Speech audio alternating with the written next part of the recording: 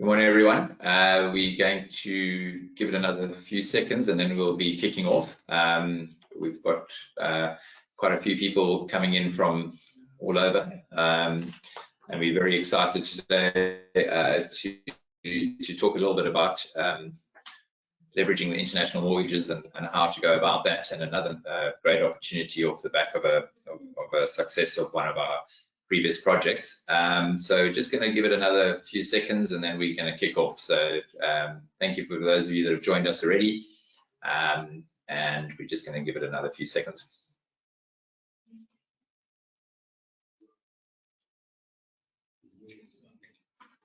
Okay, all right. Well, so thank you very much to all of you that have joined us today. George Radford is joining us today as well. Welcome, George. I'm sure you're a familiar face on our webinar series that we've been having in the last year, so thank you again for joining us. Okay, so just to kick off really from our perspective, we will be talking today just in terms of the agenda.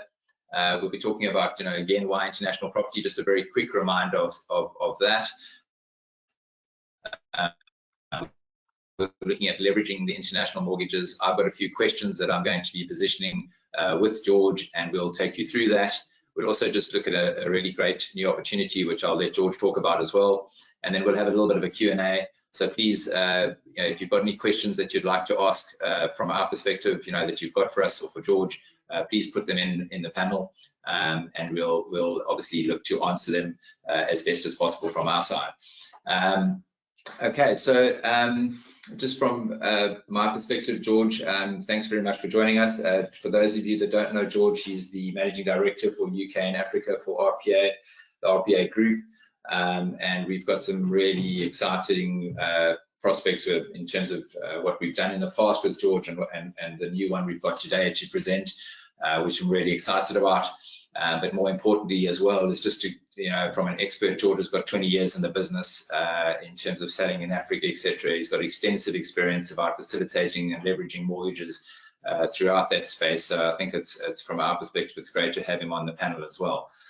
Okay, so in terms of why international property, if we look, there we go, just going to my next slide, sorry.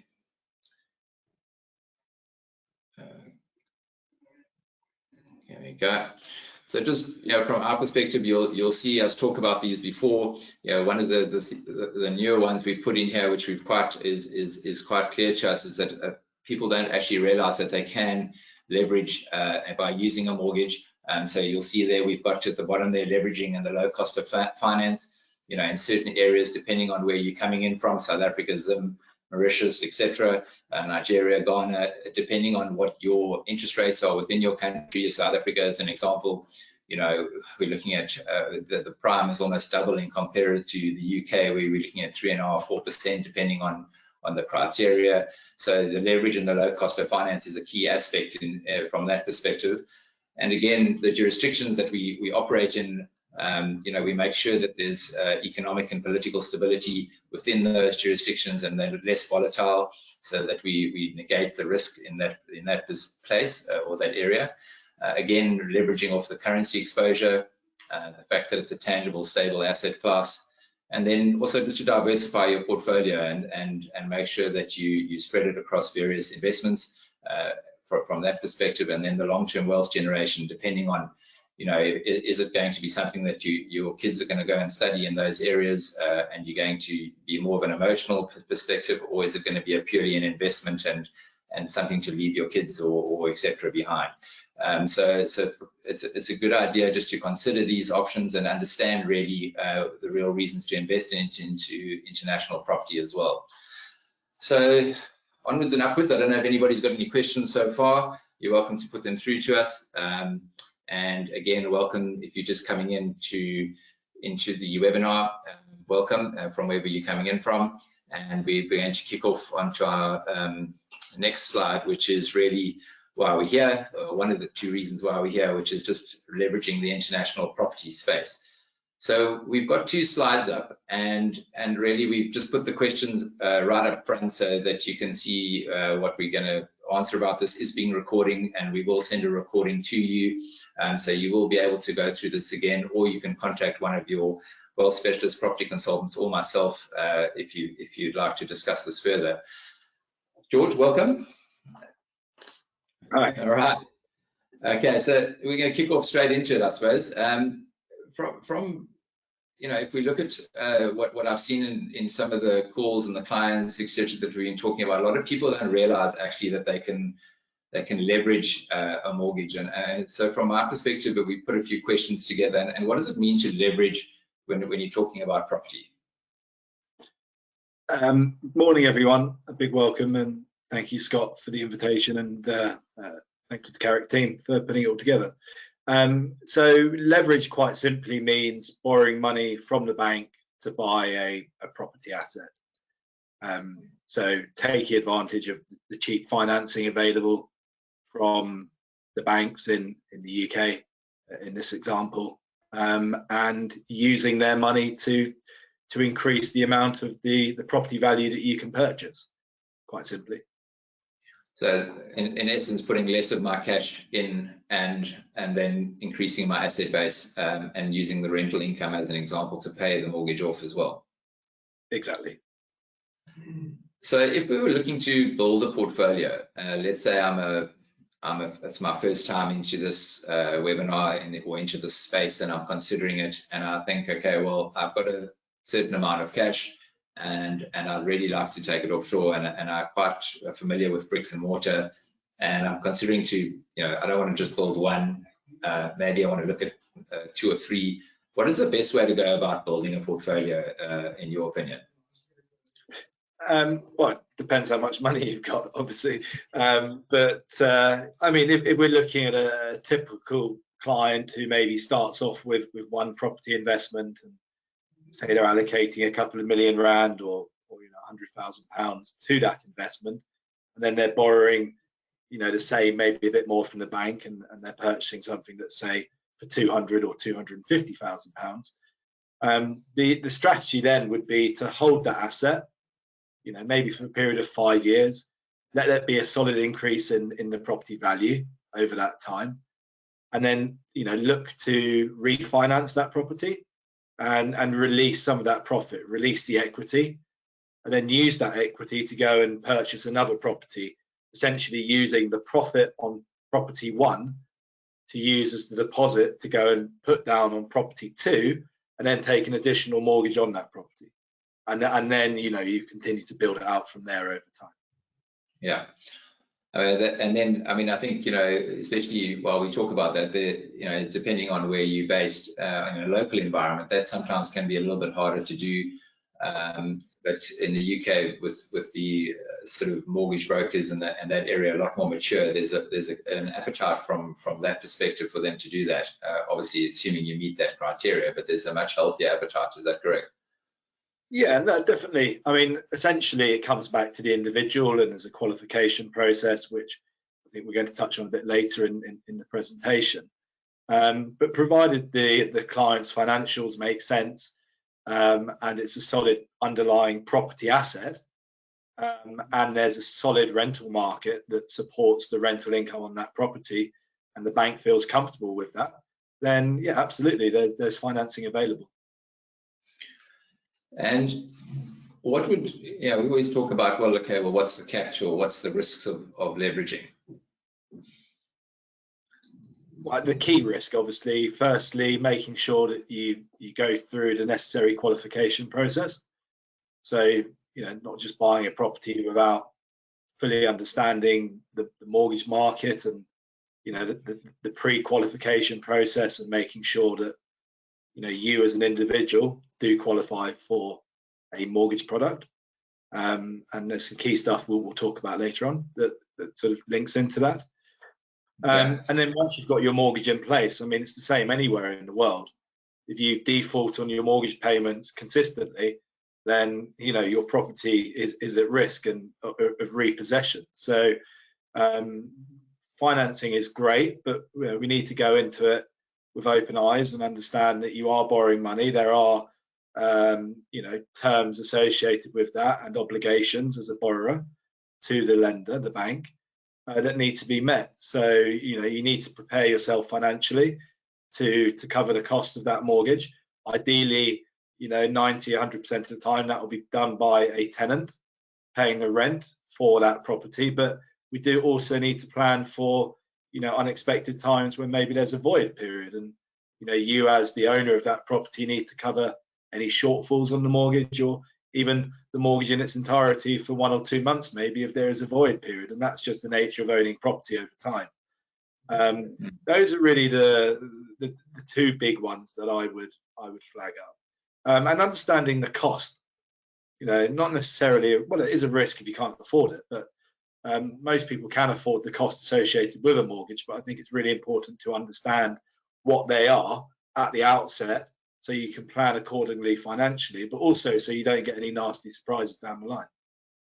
Yeah, I mean, I was chatting to a client this week, and what's quite interesting was that they factor in actually, out of a 12-month tenancy, they actually factor in a month of no rental, just in case, into their profile or their portfolio, in terms of the yield, etc., etc. So it's just obviously that's quite a savvy investor from that perspective, and understanding, the lie of the land and the risk associated with it. And again, it speaks to, making sure that where you're buying and the areas you buy into, that there's tenant demand, and there's less risk of sort of not having occupancy as well. And I think that's obviously the products that we look at quite extensively, is all the research that goes into, well, what's happening in those cities, what's happening in those micro areas around those developments. So let's go to the good stuff. What are the benefits? I mean, the obvious benefit is, being able to borrow money, as I mentioned earlier, from banks, still really historically low interest rates, and increasing your return on that equity. If you're buying a property for £200,000 and the bank's giving you 50 or 60% of that money, then obviously the absolute growth you get on that property is more relative to the amount of money you've put in. Secondly, it does de-risk it. We're talking about the risk of leveraging, but it does de-risk your investment once you've got the financing, because as an individual on that previous example, you're maybe only putting in 50% and the bank's giving you 50%. So you're not taking on as much exposure. You're obviously still liable for the mortgage, but you're not physically putting in as much money. And then, the last one would be, obviously there are certain tax benefits associated with it. They're not as strong as they used to be in the United Kingdom, but they are still there. So you can offset a percentage of one's mortgage cost, against your gross rental income, and that does sort of potentially, especially when you've got a bigger portfolio, reduce one's income tax liabilities. And just while you were talking now, just another thing to think about, obviously, is just establishing a credit history within those jurisdictions. So once you buy one and you've been paying it off solidly, and you've had a good tenant in there, etc., and you're 3, 4, maybe 5 years down the track and you want to get another one, it's much easier, because you've already established a credit rating, assuming you've been paying on time, and etc. But then it just, obviously the benefits of leveraging there allows you quicker access into a new product as well. Yeah, I mean, as we all know with banks, it's quite an interesting view they take on risk. The more you borrow, the better the better profile of lender you are. Borrower you are, sorry. So yeah, once you've got a footprint and a track record, it's like credit cards, I suppose. They increase your credit limit and want to lend you more. It should be the other way, really. But anyway, I've never got my head around that one. But ultimately, once you've got a footprint in the UK, and you've shown that you are a responsible borrower, then they'll be willing to, it increases your options essentially. I'm just going to have a look here. I was going to just see there's a question there, Jordan. I don't know if you can see it. Are there fixed term mortgages that we are talking about? But we'll get into a bit of that. But I mean, it's worth maybe asking that from one of our viewers now. Yeah, fixed rate. So yeah, we can get fixed rates. Typically in the UK, you get a 2-year or a 5-year fixed rate. 2-year will be slightly less than a 5-year for obvious reasons. 2-year fix now probably around 4%. 5-year fix maybe pushing up to sort of 4.5% interest rate. To give you an idea, you also get variable rates that tracks LIBOR, so which just floats above base rate. So that, yeah, I mean, there's different types of mortgage products available, and I think it's one of your. There's a question. You got a question on it there? Yeah. So, and then obviously you got different types of mortgage products, which are, you know, your traditional, what we're more used to in South Africa, and most markets actually. You know, your repayment mortgages, where over the lifetime of the loan, whether that be 20 or 25 years, by the end of that mortgage, your debt is zero. So your principal is, you know, amortized over the lifetime of the loan. And then you've got interest-only mortgages, where, you know, you are only paying the interest on the money borrowed every month, and then at the end of 10 years or however long it may be, essentially, you know, you will repay that mortgage in full. And there are pros and cons of both products. Yeah. Is it better to, you know, I mean, obviously, especially for a client that's sitting in and looking at offshore, I mean, is it better to use a bank to go directly, or is it better to use the mortgage broker when you managing trying to buy offshore? I think ultimately it depends. If you've got a very strong relationship with your bank, you know, I mean, we keep going back to SA. I know you've got people from across Africa here. So, you know, if you're a private client at Investec, which I think pretty much everyone is at Investec, then, and you're buying a, you know, a Greater London property or a property in the southeast of England, and it's got a minimum loan size of £250,000, i.e. your mortgage amount, then I would be inclined to go directly to the bank, which we can facilitate. I mean, what we're not in the business of doing is creating unnecessary cost for the client and trying to convolute the process. Yeah. So assess every client on their individual circumstances, understand who they bank with currently, you know, what their financial situation is, what they're trying to achieve, and then make recommendations accordingly. So same, you know, Standard Bank, they have a good UK buy-to-let product, £200,000 minimum loan size. Nedbank do as well. ABSA don't.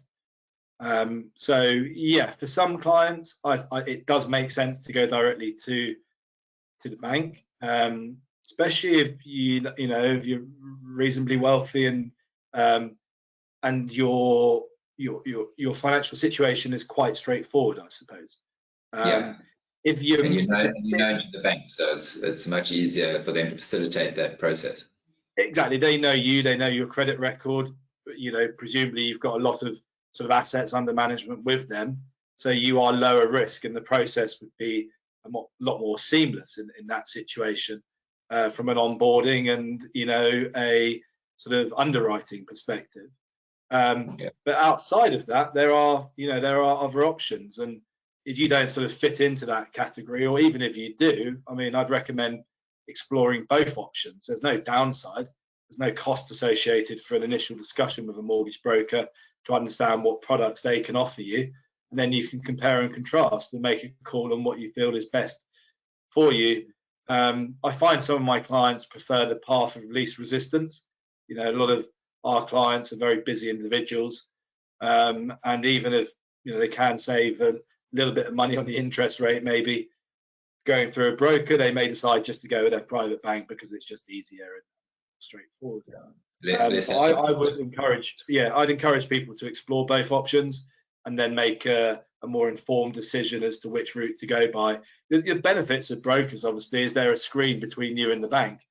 So if you are not the most straightforward, and maybe you're employed through trust structures or whatever it may be, and you're drawing down a minimum income and paying yourself dividends through another company, whatever it may be, we know how it can be in many parts of the world, but especially in SA, then I would recommend using a broker, because they are your sort of screen between yourself and the bank. They will, you know, help guide you through that process and manage your application in the right way and present it in the best way to the bank to maximize your chances of being approved for lending. So yeah, horses for courses. Fair comment, and I just from for everybody that's on this call, you know, obviously we from a Carrick perspective and working with the likes of the RPA Group, you know, we look to provide a full turnkey solution. So, you know, when you purchase a property and you're wanting to leverage, we can put you in front of those mortgage brokers, etc., to help you as well. Qualifications, what sort of qualifications am I looking at in terms of the requirements in general? Yeah, fundamentally, we'll cover this a bit later. We've got a slide on it. But essentially, you know, you've got to be employed, you've got to have income, you've got to be of a certain age. I mean, UK banks don't really like lending beyond the age of 75. So I think if you're approaching retirement age, do you want to be borrowing money from a bank anyway? Probably not. And can you qualify for it? Possibly not. But provided you're employed, it doesn't matter about your nationality. You don't have to be British. If your spouse is, you know, British or you are British, it does help. Doesn't necessarily solve, but it does help.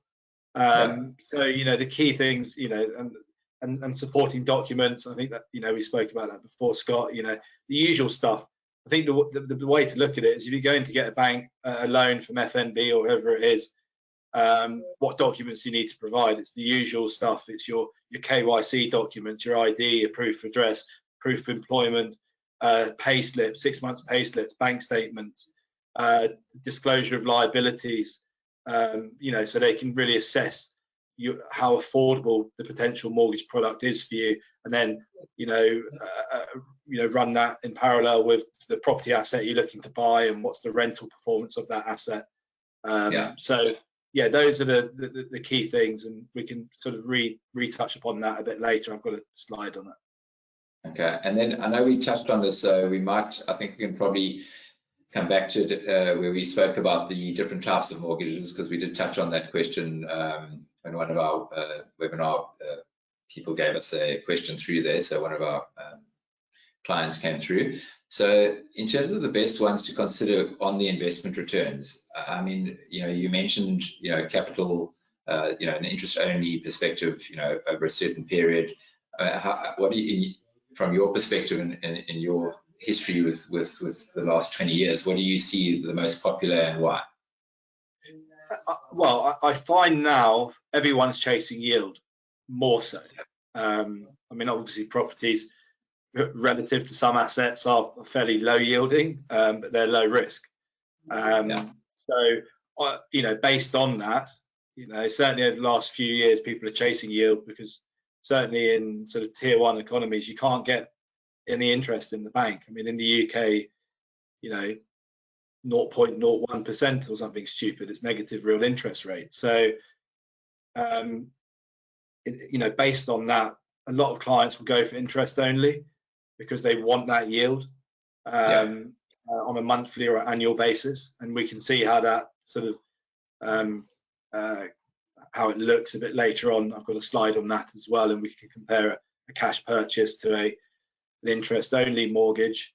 Some people don't like the idea of having to repay the debt 10 years down the line. Essentially, you'd refinance it anyway.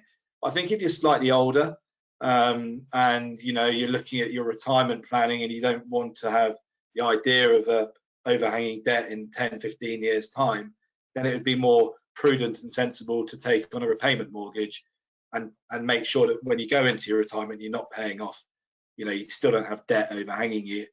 If you're a bit younger and you know you're still working and you've probably got 20-25 years of your career ahead of you and you're still building wealth and building your portfolio, and you're more excited by yield, then you know interest only probably makes more sense. But what we typically do is run scenarios for clients. You know, once we've done that initial meeting and we understand their investment needs and their financial circumstances, is then to, you know, present options, both options, and talk through both options and understand the pros and the cons and how that looks, and then make a decision from there. Yeah, that makes sense. I mean, obviously, you know, because everyone's different and everyone has different objectives. There's a lot of general aspects, but there's a few tweaks in between. So certainly, I did touch on this, but current lending appetite in the UK, are we seeing any, especially coming out of, not coming out of it, but being slightly out of COVID, and where the bank's appetite at the moment? I mean, there's always appetite for lending. It's just what are the terms, really? There's no escaping the fact there is a process that needs to be followed when you're doing international borrowing. I mean, when you're going to your local bank in your domestic country and your country of residence, that in itself is still quite a process, isn't it? If you're going to get a mortgage for a buy-to-let property in Cape Town or Joburg or wherever it may be, that still requires quite a lot of legwork for you as a client. And obviously that is increased quite significantly when you're doing it internationally, because they don't know you from Adam, and they need to sort of onboard you and go through the necessary underwriting process. So there are lenders, there is appetite. It depends on the individual. Obviously, the younger, the more income you've got dual nationality, if you've got UK footprint, if you've worked in the UK, if you've got a national insurance number, if you've got a UK bank account, if your spouse is British, all of those things will increase the number of options available to you. If you've got existing UK property in particular, if we're starting from afresh, then the options are more limited. So yeah, it really does depend. There is appetite, there are lenders, but it depends on the individual. Yeah. And then obviously we've spoken about some of the African options, but I mean, typical application process that you would go through, understanding that a lot of the products that we do are developments, so they only complete in 2 years' time or there and thereabouts. So typically you would sort of touch base with the bank with what is typically known as an ARP, just approval in principle. Just take us quickly through that process just before we go on to the next opportunity. Yeah, I mean, essentially, at the outset, you complete a mortgage inquiry form or an agreement in principle application, mortgage fact find, whatever it may be. At this point, it's probably worth me clarifying, I'm not a mortgage broker. I'm not a mortgage expert. I've got a very good understanding of mortgage products and the mortgage landscape, but it is a specialist area. So moving forward, if anyone on this call wants to explore mortgage options in more detail, it needs to be done with a professional, which we can assist with. But quite simply, the application, the process would be pre-qualification, get an agreement in principle, to essentially get indication of your lending options available to you and approval from the bank to lend to you, and then 6 months prior to completion of the property, maybe a little bit more, depending on the landscape at the time, because it can take, and also it depends on the client, because some clients take a long time to get organised and get all their docs together. So typically 6 to 8 months pre-completion, start the formal mortgage application process, which is when you do your full application to the bank, and then that gives us plenty of time to get the mortgage ready for drawdown, ideally 2 months pre-completion. And then, as your property completes and you're ready to take ownership of that property, then your mortgage is fully drawn down, which is done by your solicitors and the bank solicitors, and then you take ownership of your property and you start paying your mortgage payments. So there's a lot more to it than that, but that's high level sort of how it works. Yeah, and I think that just the purpose of today is really just it's twofold. It's about discussing just around the how to leverage and a broad line. Like anything, we can talk about tax and we can talk about mortgages, but ideally you want to deal with the specialists when it comes down to actually getting involved and understanding the full process. I think that's key. Our service is to provide full turnkey solutions. So we obviously partner with the likes of yourself and make sure that we can offer the mortgage and like Carrick Consult and the fiduciary specialists, etc., so that there's a full turnkey solution. I think that one of the things that we've certainly seen is when in the application process, what normally happens is clients take a bit of time to put their paperwork together, and that's actually sometimes is what stalls the process down. It's not necessarily, and so it's always a good idea, especially under the ARP, is to get those things ready ahead of schedule, which is obviously where we would try and facilitate and support. So yeah, I think from that perspective, that was the outline of the discussion today for around the leveraging aspect. If you've got any questions, please give us a shout. And I'm going to go into really excited about our next option, which is off the back of the success of Eastman Village, which we did with Barratt Homes previously, and George, and that's from our perspective, off the back of that success, we've got a new project we're launching into, which I'm really excited about, again with Barratt Homes as well, and RPA as well, so in partnership with One Global. George, I'm going to leave it over to you to take us through. For those of you just that are still with us, from our perspective, we will, at the end of this, be doing a Q&A.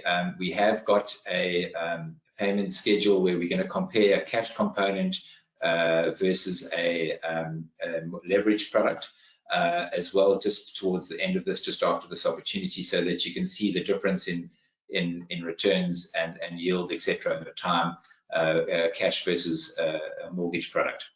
So over to you, George. Thanks very much. Brilliant, thank you, Scott. I'm mindful of time as well, so yeah. I'll whiz over the first few slides. You've covered a lot of this already, but fundamentally, what do we do?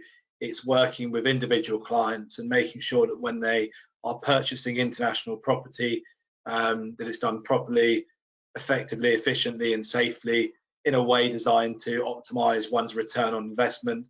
We'll package up the investments and manage every stage of the process, from the research and the due diligence at the outset, to bringing on board the developments with the best developers in market, handling that transaction, appointing the lawyers, assisting with the mortgage financing, and then at the back end, doing the lettings and the management, and then further down the line, also the resale of that property asset.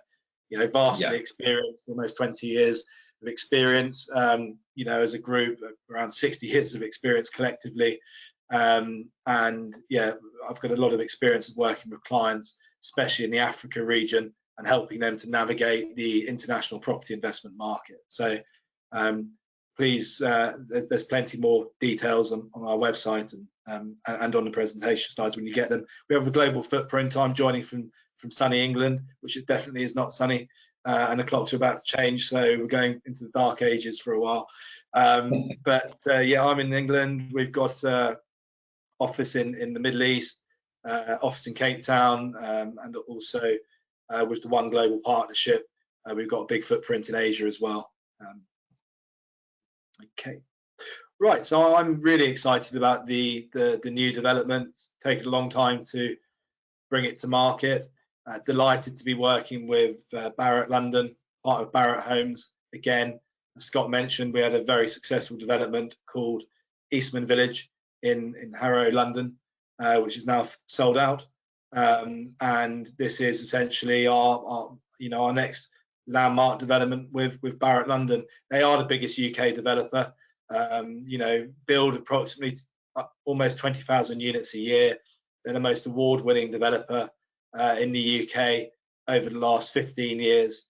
They build an incredible product, and yeah, absolutely delighted to be working with them. I was at the development a week and a half ago, Scott, actually meeting one of your clients who flew from Nigeria, and I was there 4 weeks ago when we were doing the onboarding process, and it's a really, really beautiful development. And what took me back really was, I know it sounds silly, but it was the maturity of the trees, because there's so much history around this site.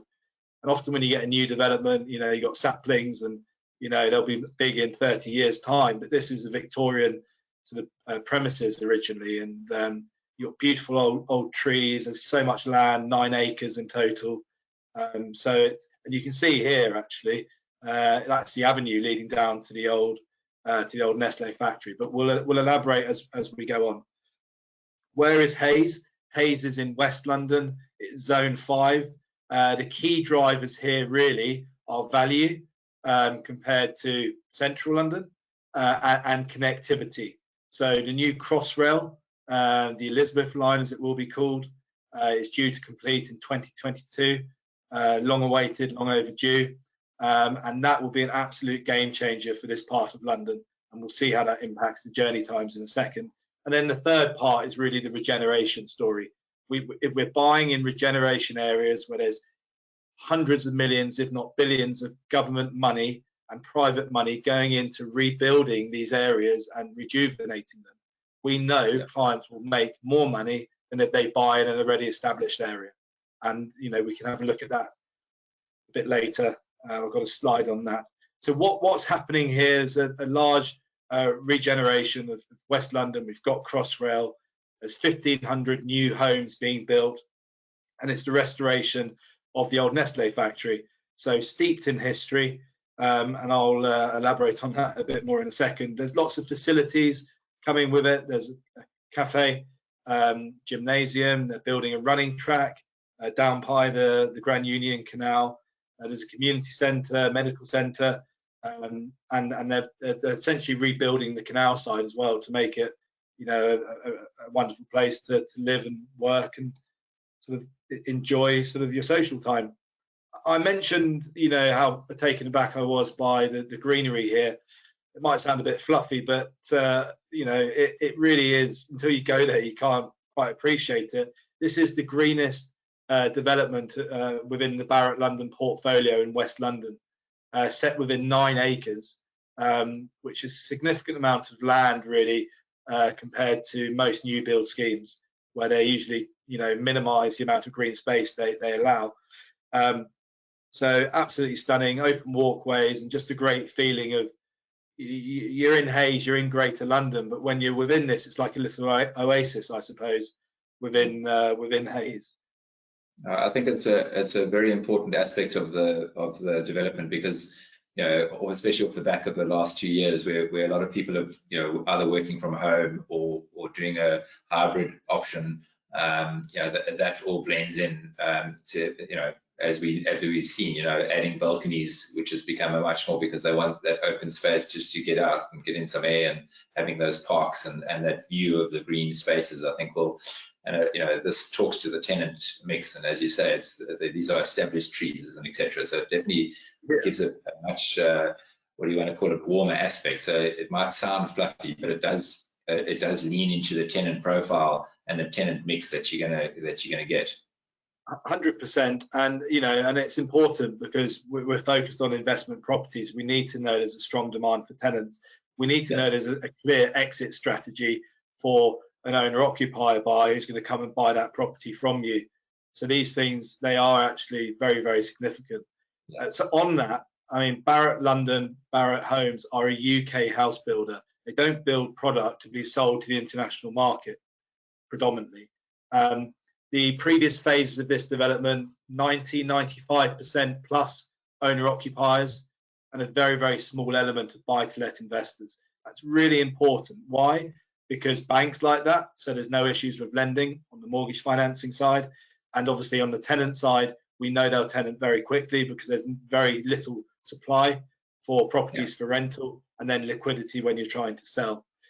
This is the development here. I'll show you some more images in a minute. We'll share the brochure. It looks great. It came off the press yesterday, and that helps to build a much clearer picture. It may not be so clear on here. This is the 4 building here, which adjoins Barnet Apartments here, and Barnet sits on the Grand Union Canal, and I'll show you how it all pieces together in a second. Before I go into that, just to show what Crossrail means. So Crossrail is a 100-kilometre of railway line running from Reading all the way across London out towards to Essex, essentially. Train every 5 minutes, 2,000 people a train, and it's going to revolutionise the London transport system. The areas at the bottom here, you probably, a lot of people know Wimbledon, but southwest London predominantly, isn't it? West London, southwest London. All of these are super expensive locations now. 2-bed flats, 600, 700, 800,000 pounds easily. Houses 2-3 million. Yet they're not very well connected. They're on the old lines, District, Northern, and so on and so forth. Piccadilly slightly there as well, which is not one of the worst lines. But the new Crossrail is going to connect Hayes to central London, Bond Street, Liverpool Street, Canary Wharf, Heathrow Airport, far, far quicker than a lot of these established residential areas. and we know that will be brilliant for the area, brilliant for capital values, and brilliant for rental values. So we can't overlook the connectivity, albeit I'm probably harping on a bit. We also need to look at rental. Where are your tenants in this area? Just next door to the development, there's a big distribution centre which is being built. It's going to be a landmark new development in the area. Segro are named to be they're the developer, and also there's a blue chip tenant looking to go in there. So not in any way going to impact or compromise our development. It's only going to complement it because they're rebuilding their part of the canal as well, just making it a much nicer place to be, and it gives us a great tenant pool, which is obviously very, very important. I mentioned regeneration, so you can see here, and it'll be clearer when you get the slide, so apologies. These are all key regeneration areas in London. The bottom bar shows the growth within that jurisdiction, within the borough, as a whole. And then the bars on top show the difference of the increase in the value of the properties that were located within regeneration programs in those boroughs. So the point being, if you buy in places like this in Hayes Village, it will outperform the wider market. And that's what we're looking for. We're trying to find, the alpha growth. There's a picture of Scott in his gym gear, bottom left there. You got to be first, George. You got to be first. Yeah. So this is a picture of Eugene Sandell. So, bring something a bit quirkier to a presentation. He was really the father of modern day bodybuilding. He really was a spectacle back in the Victorian times. And he built a chocolate factory, and his claim was that it makes you big and strong. As his, quite an amazing marketing pioneer, I suppose, for his time. The factory, unfortunately, wasn't particularly successful. He did star in Charlie Chaplin films, many of those who've watched them.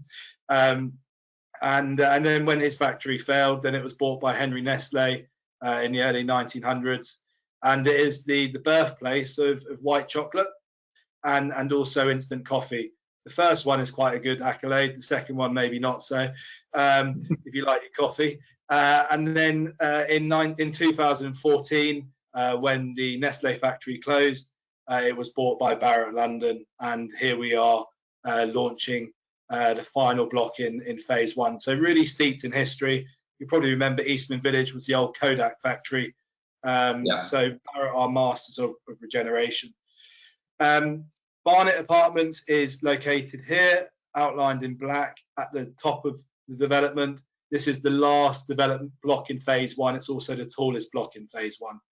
And that's due to complete just under 2 years from now in the summer of 2023. And you can see, have a look at this when you get the presentation and the brochure, but there's various phases that have completed. Some are still under construction, but there's a huge master plan here, and it's beautiful and green, which is really important. Just to zoom in a little bit, this is Barnet Apartments here, the block that we're focusing on. It's the only block that borders the canal, which is a massive selling point. And they're building a running track down here, athletics track. Crossrail station is up over here, and they're going to create a direct path to the Crossrail. I walked it myself when I was there last week, a week before last.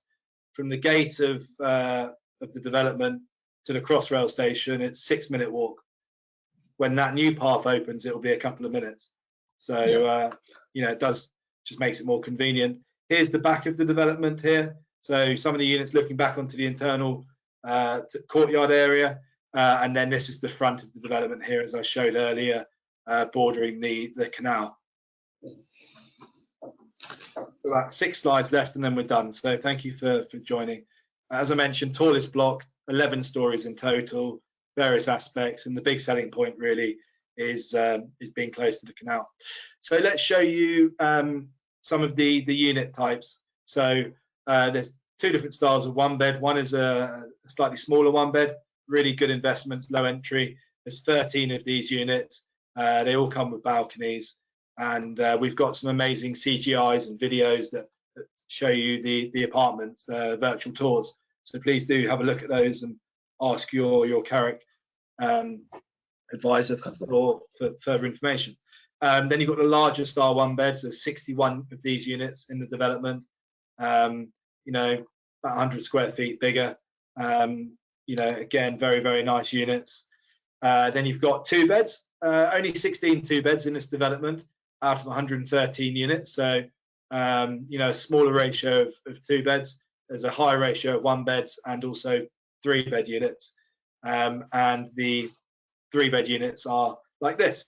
So some are 3 bed 5 person, so 2 double rooms and a single room, and some are all doubles, i.e. six person. And there's 23 of those units in the development. I think the 3 beds, if budgets allow for it, are really solid investments, really good value, and there's a high demand for that on the rental side now, especially with home working.